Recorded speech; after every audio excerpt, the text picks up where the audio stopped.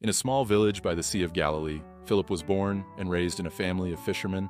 Day by day, he would join his father and brothers, rowing out onto the lake, casting nets, and fishing from dawn till dusk. They lived by the fruits of the sea, and for Philip, life seemed forever tied to the boat and the waves. But his heart was not confined to the small village. Even though his life was simple, Philip often felt a deep emptiness inside, a void that even the cool sea breeze and the still beauty of the sunset could not fill. The prophecies of the coming Messiah, as told in the Scriptures, seemed to constantly echo in his mind. Is it really true that a Savior will come, as foretold in the prophecies? Philip often wondered. He believed that the prophecies would come true, but everything seemed so distant, and he wasn't sure whether he would witness their fulfillment in his lifetime. As for Nathaniel, he was a thoughtful man who constantly sought the truth, and he was well versed in the Scriptures. When it came to the subject of God, his eyes always gleamed with passion. However, Nathaniel was also a man of skepticism. In that era, many men claimed to be the Messiah, but none of them matched the description foretold in the prophecies.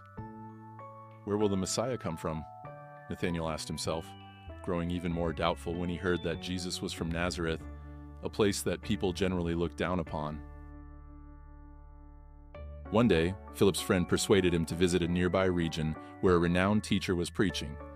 This teacher was none other than Jesus. That day, Jesus spoke to the crowd, teaching and conversing with them. When Philip saw Jesus, there was something incredibly special about him. A calm, yet powerful understanding radiated from his gaze. Philip was amazed when Jesus looked directly at him, as if he had known Philip for a long time. Jesus approached Philip, offering him a warm smile, and said, "Follow me." That simple phrase carried an extraordinary weight, stirring something deep within Philip's heart. It was an indescribable feeling, but deep inside, he knew that this was the one he had been seeking all his life.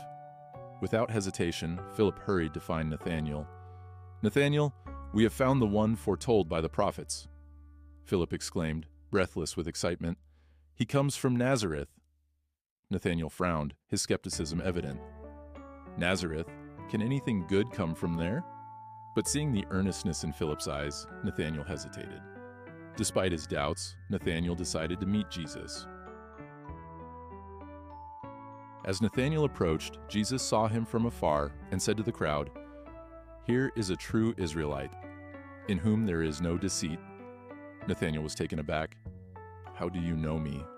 he asked, half in doubt, half in curiosity. Jesus smiled and replied, "Before Philip called you, I saw you while you were sitting under the fig tree." This reply struck Nathanael to the core. He knew full well that no one could have seen him when he was sitting under that fig tree. At that moment, all of his skepticism melted away. Nathanael knelt before Jesus and said, "Rabbi, you are the Son of God. You are the King of Israel." Nathanael's declaration was not just an acknowledgement of Jesus, but a profound affirmation of his belief in a true Savior, a bold confession of faith. After placing their complete trust in Jesus, Philip and Nathanael began a new journey with him, one that they could not have anticipated. They left behind their familiar lives to follow Jesus, learning from him and witnessing many miracles. Along with the other disciples, Philip and Nathanael faced numerous challenges, from public ridicule and opposition from religious leaders to dangers that came with their newfound faith.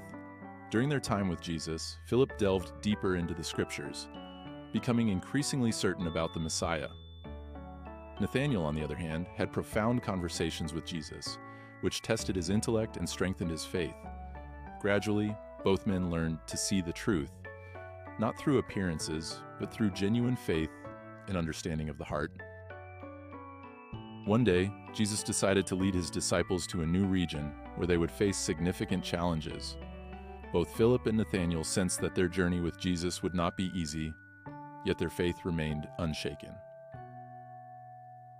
Especially as they witnessed the miracles Jesus performed, healing the sick, restoring sight to the blind. Philip and Nathanael became even more convinced of his divine mission. But their faith would be put to the ultimate test when they saw Jesus arrested and subjected to brutal treatment. Philip, Nathanael, and the other disciples were struck with shock and panic as their beloved teacher faced unjust persecution. Yet, in those darkest moments, they realized that this was the journey of faith, not merely following a man, but daring to believe in something far greater, the plan of God. After Jesus' resurrection, Philip and Nathaniel had the opportunity to meet him again in his glory. They gradually realized that their journey wasn't simply about following a great teacher, but walking with the true Messiah. Through their experiences with him, Philip gained a fuller understanding of the meaning of life and the boundless love God has for humanity. Nathaniel, once skeptical, became a fervent witness to the power of Jesus.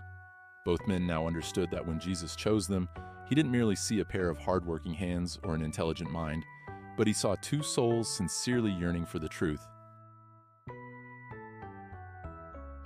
When Jesus ascended to heaven, Philip and Nathaniel, along with the other disciples, continued to spread his message.